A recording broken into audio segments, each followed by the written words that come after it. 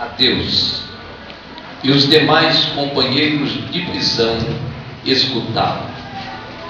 Mas eu quero que você diga comigo: Deus, em sua soberania, Ele não faz nada sem propósitos.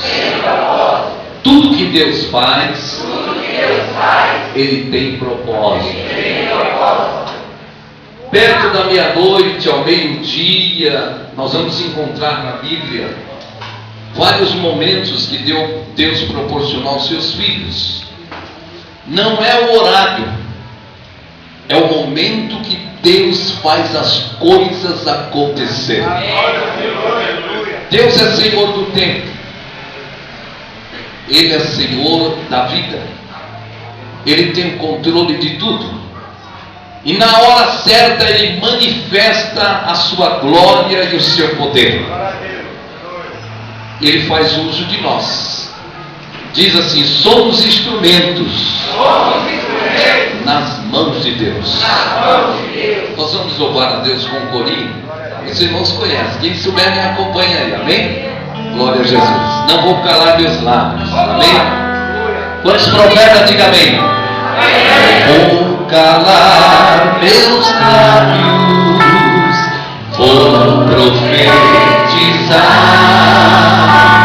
manifestar a graça,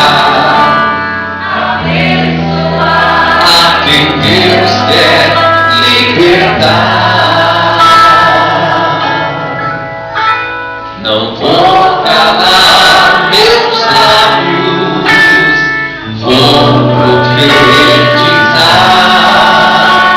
manifestar a graça, abençoar a quem Deus quer libertar.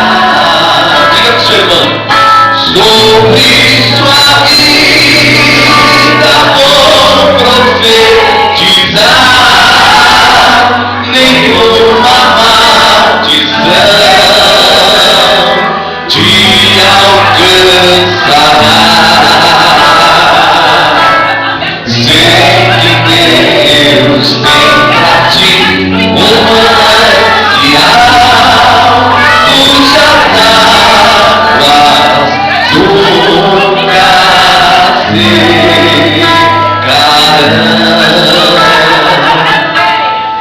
Sei que Deus tem pra ti um manancial, cujas águas nunca faltarão.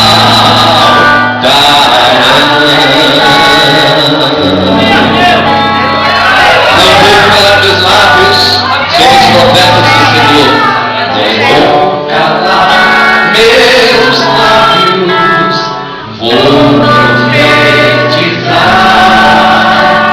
manifestar a graça, abençoar a quem Deus quer libertar.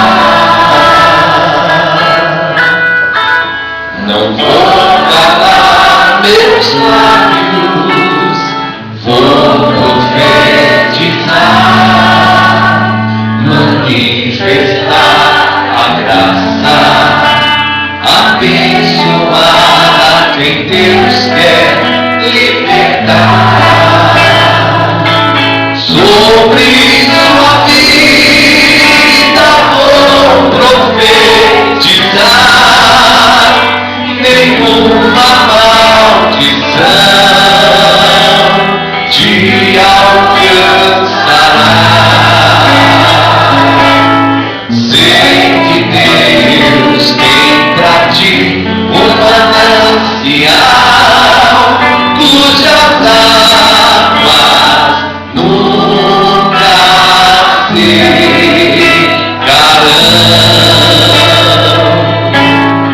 Sei que Deus tem pra ti um manancial, cujas águas nunca faltarão.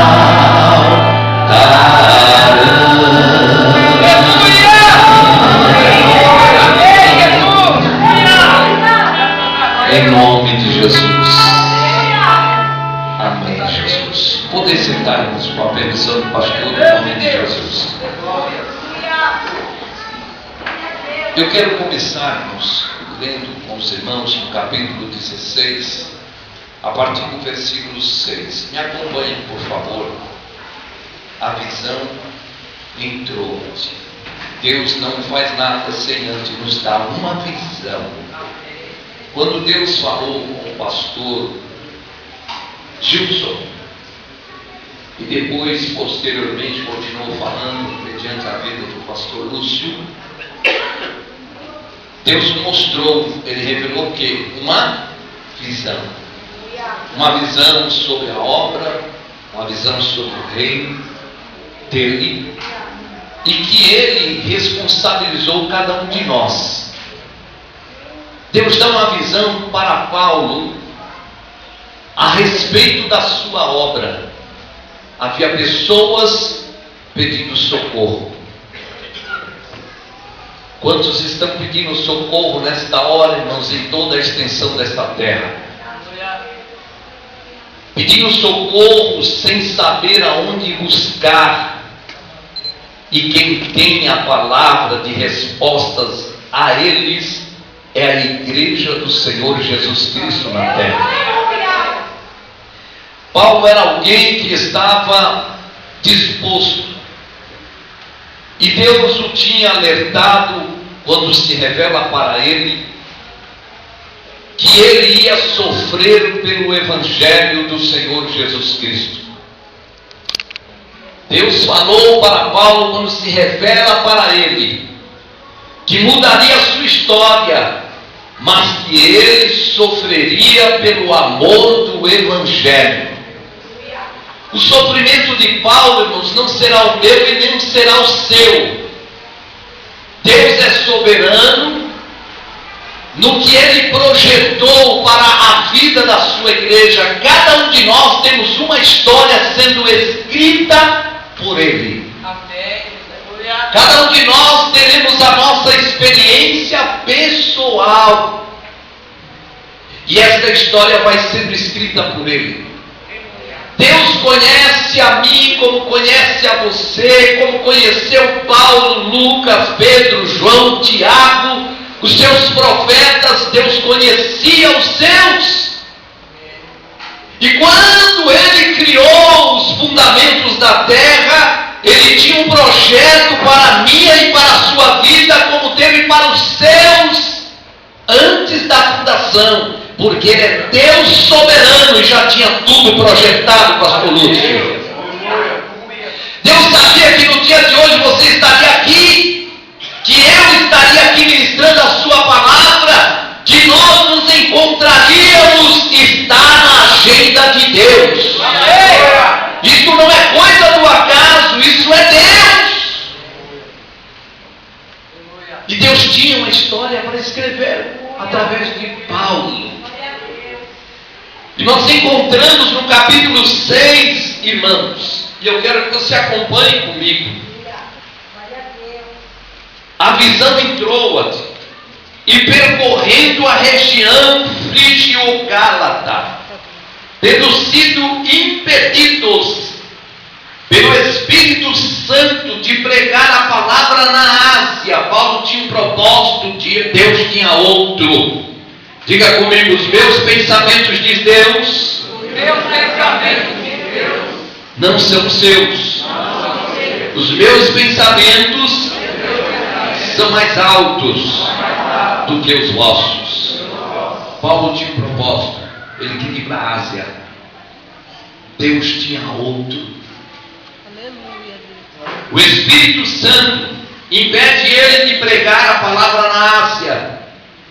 E defrontando Mísia, tentavam ir para Bitínia, mas o Espírito de Jesus não o permitiu. E tendo contornado Mísia, desceram a Troade. E à noite sobreveio a Paulo uma visão. Diga, uma visão. Uma visão. Visão do reino. Na vontade soberana Pai.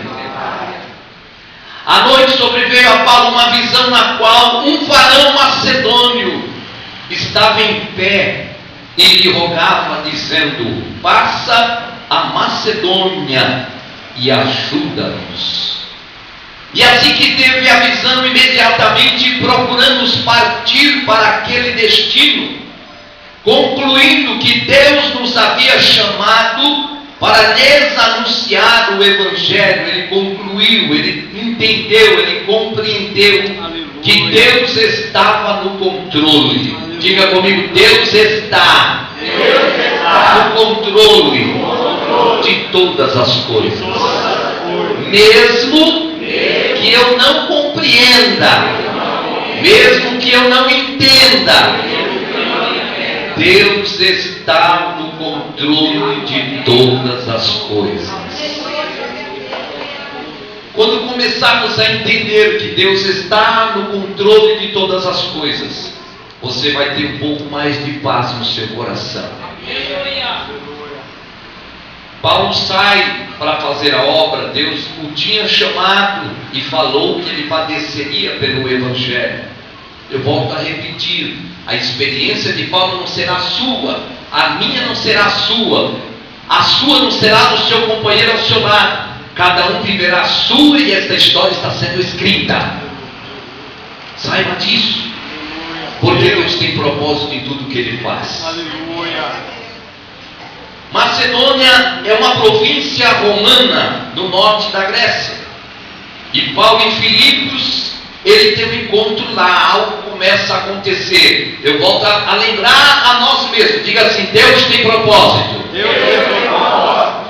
Tendo, pois, navegado de Troade, verso 11, seguimos em direitura a Samotrácia, e no dia seguinte a Neápolis, e dali a Filipos, cidade da Macedônia, primeiro do distrito e colônia.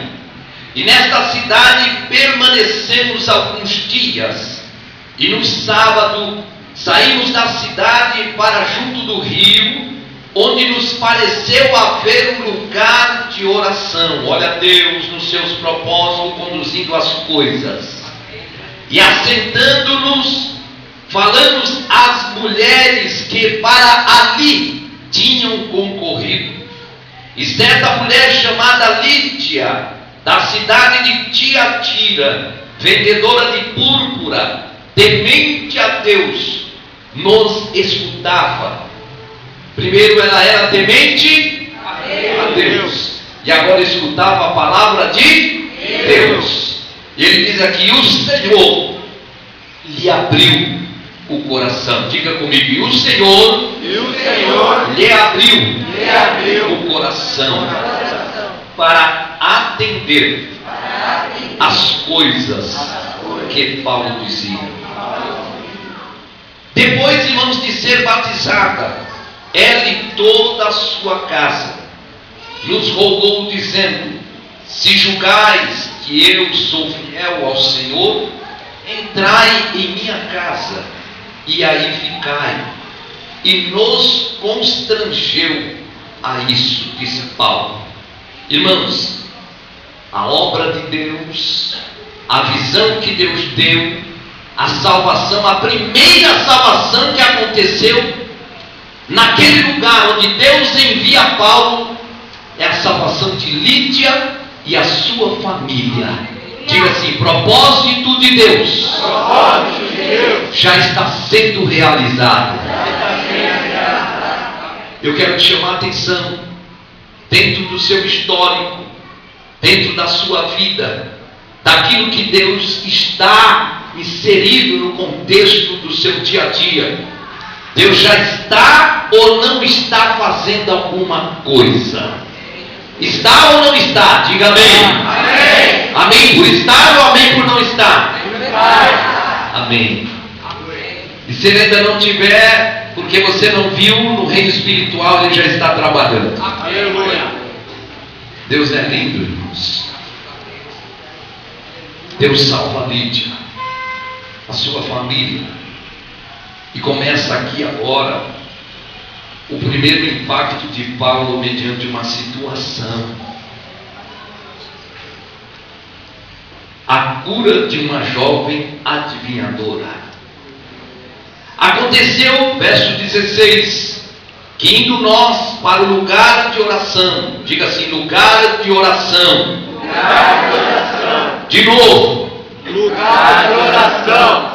Eu vou dizer para vocês de novo, porque ele estava orando de novo. Ele orou antes e aonde ele foi orar encontrou quem? Lídia. E lá Deus faz o milagre, salva Lídia. Mas eles foram para orar. Muito bem. E diz assim: e aconteceu que indo nós para o lugar de oração, nos saiu ao encontro uma jovem possessa de espírito adivinhador, a qual, adivinhando, dava grande lucro aos seus senhores. Seguindo a Paulo e a nós, clamava dizendo: estes homens são servos do Deus Altíssimo e vos anunciam o caminho da salvação. Isto se repetia por muitos dias, era usada pelo inimigo. Não estava errada no que estava dizendo, mas já estava incomodando os ouvidos de Paulo. Paulo tinha discernimento espiritual. Diga, nós precisamos, nos dias de hoje, mais do que nunca, termos discernimento espiritual. Há muita coisa enganosa por aí. E nós precisamos ter discernimento espiritual. E Paulo tinha. E diz aqui no versículo 18: e isto se repetia por muitos dias. E então Paulo, já indignado, voltando-se, disse ao Espírito: em nome de Jesus Cristo eu te mando, retira-te dela. Retira-te dela. E ele na mesma hora saiu. Fala aqui, o que está tem que sair.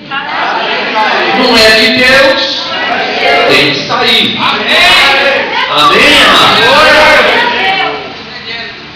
Versículo 19: vendo seus senhores que se lhes desfizera a esperança do lucro, agarrando em Paulo e Silas, os arrastaram para a praça, à presença das autoridades.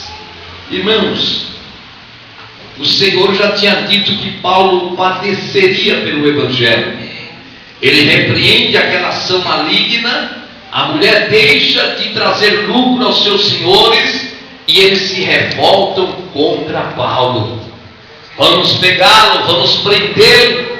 Prenderam ele e ele agora passa a ser açoitado pela liderança daquele lugar. Diz assim: levando-os aos pretores. Diga assim, pretores, que são magistrados encarregados da justiça de Roma. Eram os pretores, eles eram encarregados da justiça de Roma. E eles mandaram que levassem a Paulo, mas antes de levá-lo, ele manda açoitá-los. Vamos ler aqui. E levando-os aos pretores, disseram: estes homens, sendo judeus, perturbam a nossa cidade, propagando costumes que não podemos receber nem praticar, porque somos romanos. E levantou-se a multidão unida contra eles, e os pretores, rasgando-lhes as vestes, mandaram açoitá-los com varas. E depois de lhes darem muitos açoites, os lançaram no cárcere, ordenando ao carcereiro que os guardasse com toda segurança. Será que algum lugar é seguro se Deus não estiver presente?